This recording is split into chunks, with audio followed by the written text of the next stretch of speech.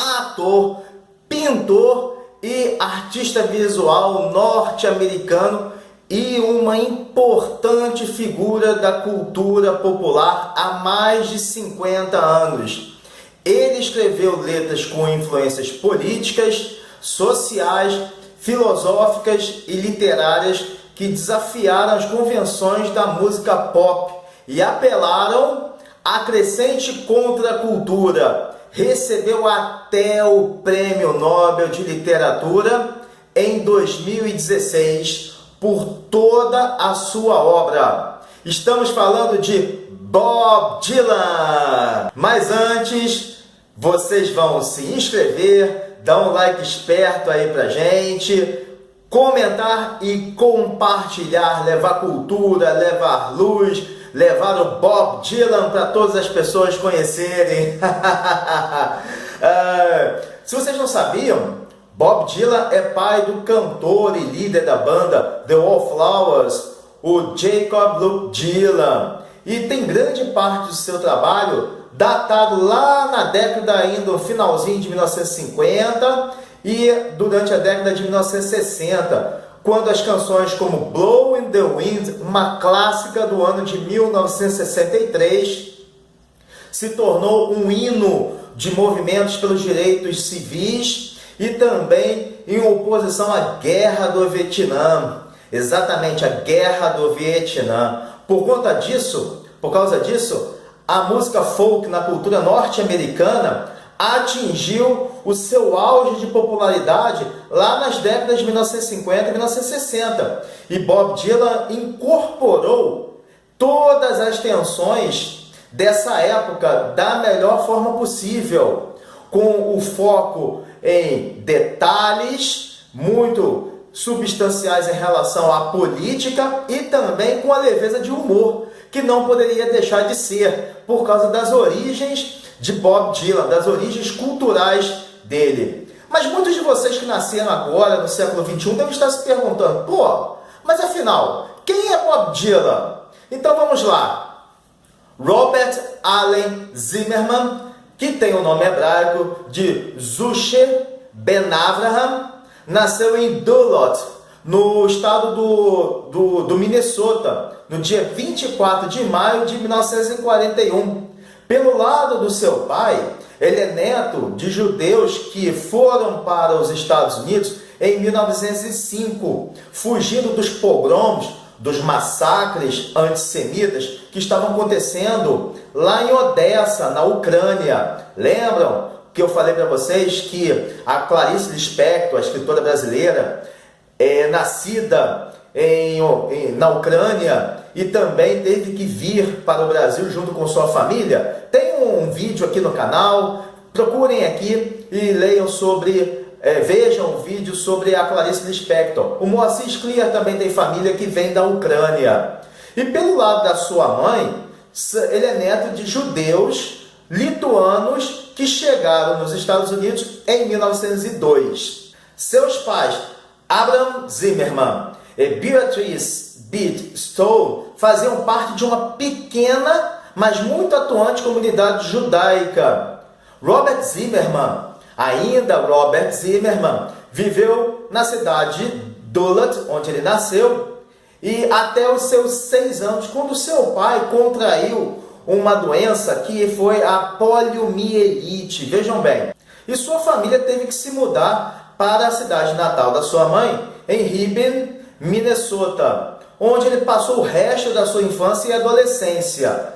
Quando o moleque tinha 10 anos de idade, de tanto ouvir no rádio, country music e também rock and roll, que era muito típico da época, a gente não pode se esquecer que essa é a década de 1950. Ele começou a aprender sozinho piano e guitarra, viu? Então, se você quiser aprender guitarra, se você quiser aprender piano ou qualquer outro instrumento, pode seguir os passos de Bob Dylan e ser autodidata nos instrumentos musicais. Lá na escola foi bem tranquila, ele era um bom aluno, não era um mau aluno não. E ele formou alguns grupos de rock e imitando sempre Little Richard e Buddy Holly. Lembra de Buddy Holly? Fabuloso Buddy Holly. Formou várias bandas, se apresentou em alguns programas de talentos e no anuário de 1959, está lá no histórico escolar dele, nos registros escolares de Bob Dylan, na época ainda Robert, que ele diz que gostaria de se unir a Little Richard. E ele conseguiu, né, gente? Ele de certa forma conseguiu. Pode não ser da mesma banda, mas ele faz parte desse folclore musical, desse legado musical para a história da humanidade, para a história do rock and roll. E em setembro de 1959, ele seguiu para a Universidade de Minnesota, em Minneapolis, e deixou um pouquinho o rock and roll de lado. Ele estava começando a se interessar pelo folk, em especial a lenda do folk, Woody Guthrie.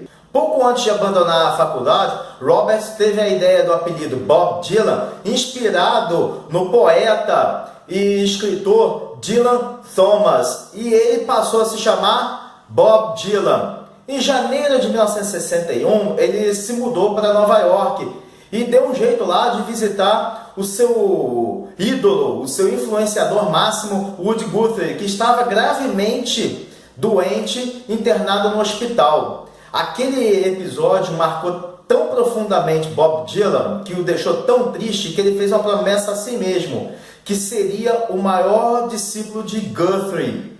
A partir de fevereiro de 1961, Dylan tocou em vários clubes lá na cidade de Nova York. E em setembro do mesmo ano, ele começou a aparecer graças a uma resenha que saiu no jornal The New York Times. O seu primeiro álbum, de 1962, chamado Bob Dylan, teve aproximadamente 5.000 cópias e ele só teve músicas de folk blues e gospel. E foi o suficiente, esse número tão baixo, foi o suficiente para que a Columbia encerrasse o contrato de forma imediata. Lá por volta de 1962, em agosto, o pseudônimo Dylan virou sobrenome. Ele entrou na justiça para registrar o nome Dylan. E ele incorporou legalmente e passou a se chamar Robert Dylan Zimmerman. Em dezembro de 1962 e janeiro de 1963, Bob Dylan fez a sua primeira viagem à Inglaterra. Apareceu num filme da BBC e ele tocava nesse filme a fantástica música que já era um clássico na época, Blowing the Wind. Essa música, inclusive, teve várias versões internacionais. As letras de Bob Dylan naquela época sempre faziam referências às questões nucleares, por causa da situação que estava passando com os mísseis de Cuba e, evidentemente, a questão da Guerra Fria. E outras músicas sempre misturavam o uso do fluxo da consciência e a lírica imagista com as formas tradicionais do folk. Isso é muito importante. E a variedade musical de Dylan impressionava muitas pessoas. Vejam bem, até mesmo os Beatles. George Harrison chegou mesmo a dizer que quando eles queriam buscar inspirações, eles chegavam a colocar os discos do Bob Dylan e fazer uma viagem imaginária, porque o conteúdo das letras e das canções eram atitudes incrivelmente originais e maravilhosas. Isso o George Harrison falou, isso foi falado pelo George.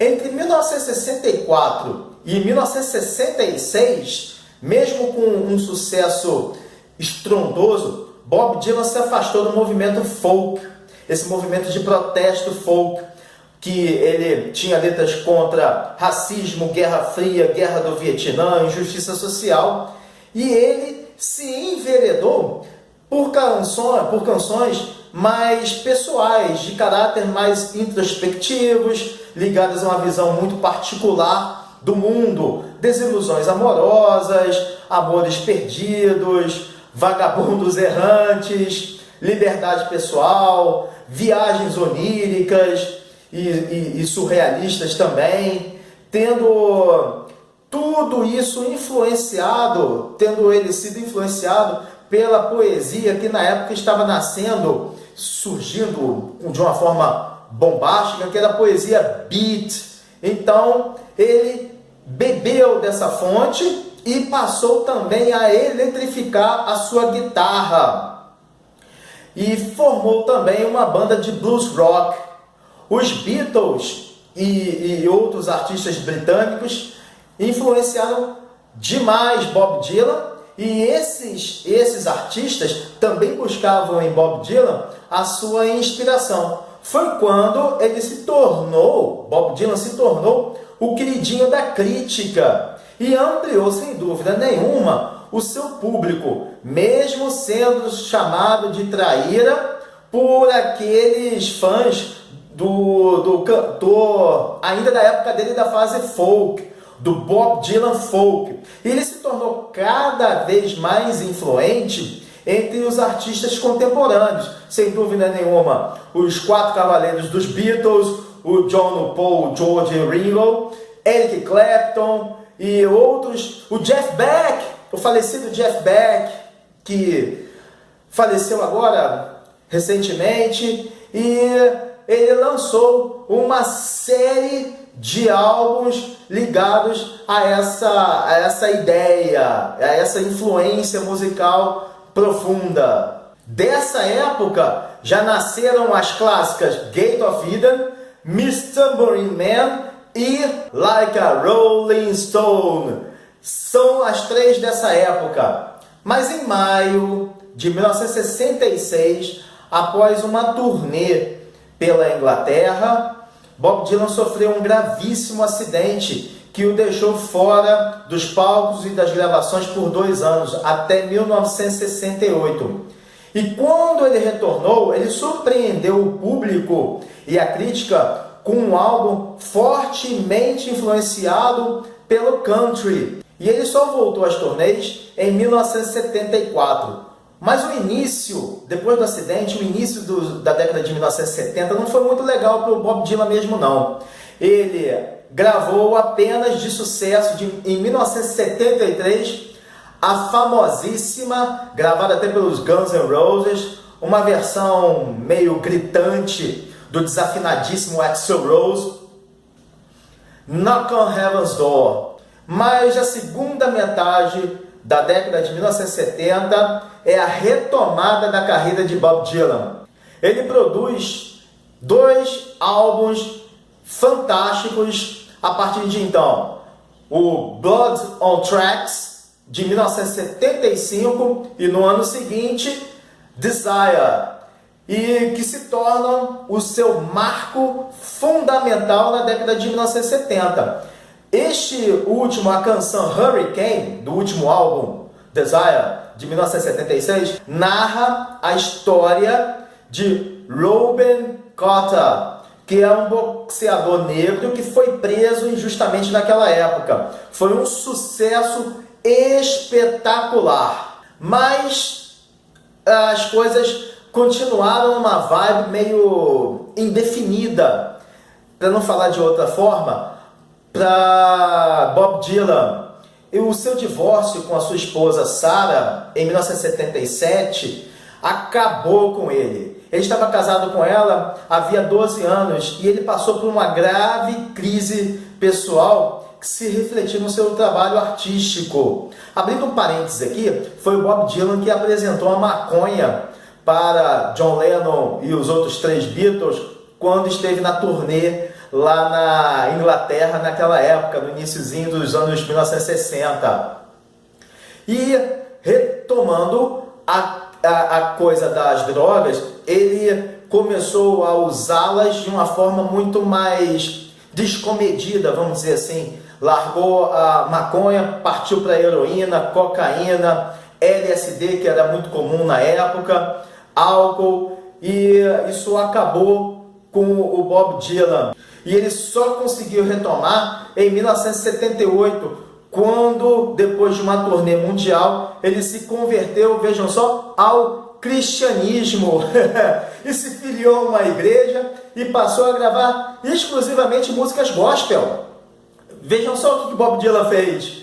E este foi o período mais polêmico de toda a sua carreira. Principalmente porque Bob Dylan se afastou das suas origens totalmente para enveredar e gravar músicas de caráter cristão, com a temática cristã. Então ele larga a sua religião, ele larga a sua cultura e larga também a sua cultura musical para se enveredar por essa nova seara aí desconhecida dele.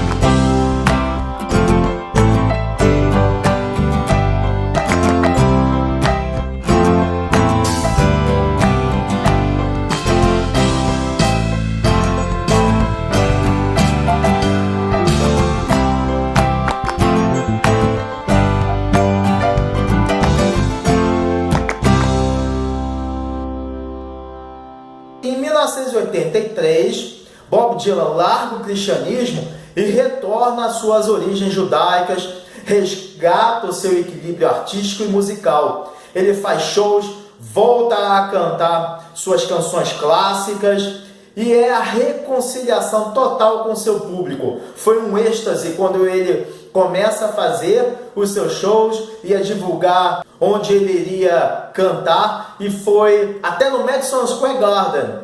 E foi um sucesso. Foi um sucesso tão gigantesco que em 1985 ele foi convidado a participar daquele especial, daquela campanha contra a fome na África, We Are the World, que contou com vários outros artistas, mais de 40 nomes da música, entre eles Michael Jackson, Tina Turner, Ray Charles tocou ali também, Stevie Wonder. Esses artistas fabulosos participaram deste especial contra a fome na África.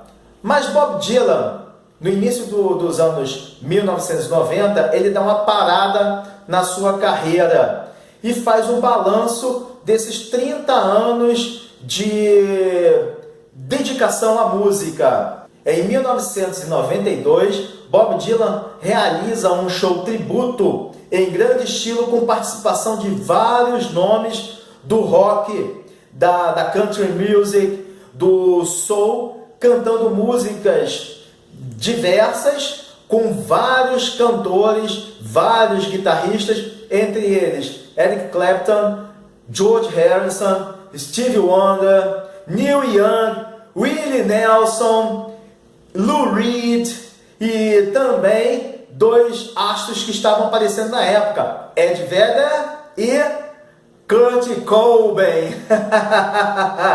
Exatamente. E fora da música, como é que é a vida de Bob Dylan? Ele pinta, ele desenha, ele escreve. Bob Dylan é um artista completo, galera. Ele chega até lançar um livro de desenhos em 1994. E entre outubro de 2007 e fevereiro de 2008, ele faz a sua primeira exposição com 175 obras de arte, entre elas aquarelas e pinturas gouache, que foi na cidade alemã de Chemnitz. Bob Dylan também escreveu um livro chamado Tarântula, lá em 1966, mas ele só foi publicado em 1971.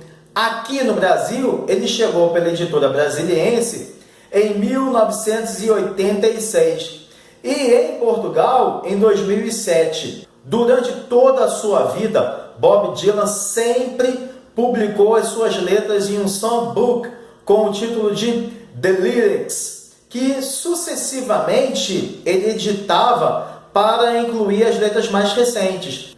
Em 2004, a conceituadíssima revista The Rolling Stones elegeu Bob Dylan o 7º melhor cantor de todos os tempos e o 2º melhor artista da música, ficando atrás apenas dos Beatles. Vejam só. E uma de suas principais canções, Like a Rolling Stone, foi escolhida a melhor canção de toda a história da música. Em 2012, ele foi condecorado com a Medalha Presidencial da Liberdade pelo então presidente Barack Obama. E finalmente, no dia 13 de outubro de 2016, em um evento em Estocolmo, na Suécia, a Academia Sueca anunciou a escolha do poeta cantor Bob Dylan ao Prêmio Nobel de Literatura por ter criado novos modos de expressão poética no quadro da tradição da música americana. Essa atribuição inesperada do maior prêmio da literatura mundial a alguém que não era conhecido no mundo da literatura, mas sim no mundo da música, foi muito controverso e teve um alvo muito forte aí da crítica. Foi um alvo muito forte da crítica. Bob Dylan foi acusado por ser arrogante, até por membros da Academia Sueca, porque ele ficou em silêncio durante um bom tempo após o anúncio de ele ter sido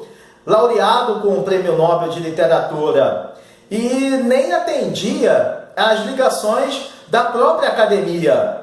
Então ele ficou em silêncio absoluto. Só que 15 dias depois, Bob Dylan quebrou esse silêncio e ele falou sobre o Nobel, que era difícil de acreditar. Por isso que ele estava em silêncio, porque foi uma coisa tão surpreendente e incrível que ele não tinha nem o que falar.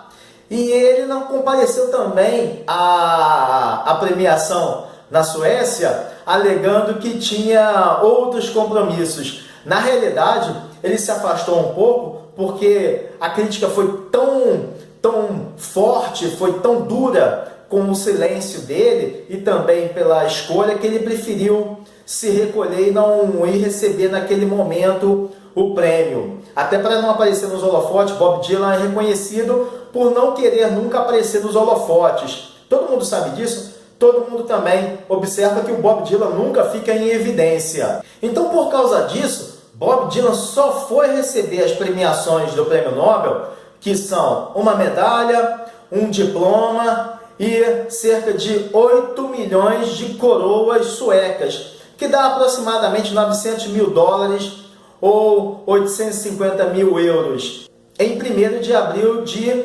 2017, já no ano seguinte. e foi um encontro muito discreto com os representantes da Academia Sueca, lá em Estocolmo. E Bob Dylan é o único artista a receber o Pulitzer, o Oscar, o Grammy, o Globo de Ouro e agora o Prêmio Nobel. O único artista a ter todos esses prêmios. 4 meses depois, em 6 de junho de 2017, a palestra do Nobel de Dylan foi postada na página oficial da Academia e também no Facebook e Instagram. Dylan escreveu em detalhes, vejam bem isso, preste atenção o que faz um grande artista. O que faz um grande artista? O que constrói um grande artista? O impacto de livros. 3 livros marcaram a vida de Bob Dylan. Moby Dick, de Herman Melville, Odisseia, de Homero e Nada de Novo no Front, de Erich Maria Remarque. Vejam bem, e Dylan concluiu a sua palestra da seguinte forma: nossas letras são vivas na terra dos vivos, mas as letras são diferentes da literatura. Elas devem ser cantadas, não lidas. As palavras nas peças de Shakespeare devem ser atuadas no palco. Assim como as letras de música são cantadas, não lidas em uma página. E espero que alguns de vocês tenham a chance de ouvir essas letras da maneira como elas foram destinadas a serem ouvidas, em concertos ou gravadas, ou como as pessoas estão ouvindo música atualmente. Volto mais uma vez a Homero, que diz: cante em mim, ó musa, e através de mim conte a história. Lindo, né? Lindo e forte, né, meus amigos? Nem é preciso falar também que a curiosidade em torno da vida de Bob Dylan, o interesse pela obra dele, aumentaram de uma forma assim astronômica, estratosférica, desde que ele recebeu, evidentemente, o Prêmio Nobel. Sem dúvida alguma. E a indústria musical aproveitou essa onda para lançar várias gravações que não entraram em nenhum outro álbum dele. E também teve um documentário dirigido pelo maravilhoso diretor Martin Scorsese, No Direction Home, sobre os primeiros anos de carreira de Dylan. O documentário compreende as fases entre 1961 e 1966. E há pouco tempo, pela 4ª vez na carreira, Bob Dylan conquistou a liderança no ranking dos álbuns mais vendidos nos Estados Unidos, com mais de 192 mil cópias de Modern Times, álbum que tinha sido lançado, vejam só, 10 anos antes do Prêmio Nobel. Foi lançado em 2006. E Bob Dylan possui uma extensa discografia dentre álbuns ao vivo, álbuns de estúdio, álbuns de participações, álbuns de outros artistas participando das gravações e dos shows dele, que os antigos fãs e os novos fãs estão garimpando, estão procurando, estão conhecendo. Principalmente os novos fãs estão conhecendo, motivados pela premiação e pelo nome do Bob Dylan, está aí liderando uma constelação. E em março de 2020, Bob Dylan divulgou a sua primeira música original desde o álbum de 2012, o Tempest. Essa música se chama Murder Must Fall e é uma canção de 17 minutos, isso mesmo, 17 minutos, que narra o assassinato de John Kennedy. Ouçam as músicas de Bob Dylan, leiam as letras de Bob Dylan, são versos com conteúdo que abrem a mente, que nos fazem pensar sobre a vida. As novas gerações precisam sair da zona de conforto, dessa mesmice, para conhecer artistas desse quilate. tem que acontecer algo desse gênero. Mas é isso, meus amigos. Desejo a todos Shabbat Shalom Mevorach, um sábado de paz e bênção a todos, com uma semana de presença divina para todo mundo. Um forte abraço e valeu aí!